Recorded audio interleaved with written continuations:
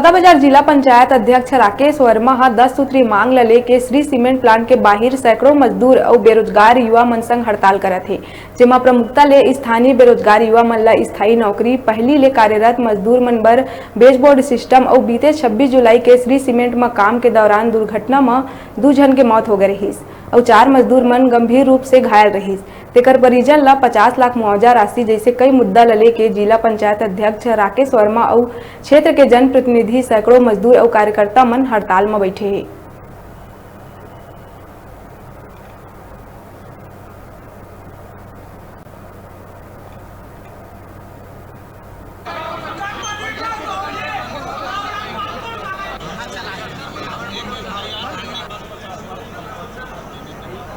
आग बैठी तनो कर बाद ना गिर गई तनो मृत्यु खत्म हो गई से काम मुआवजा मिली 50,000 भर मिले हैं तो हम नहीं मिले, कुछ नहीं मिले। कितना देबो बोले थे कंपनी है क्या बोला था मन ला देबो बोलते फिर देवत नहीं है। हाँ कितना दिन हो गया? 1.5 साल से आप घूमत हो। अभी अब कब काय चाहत हो?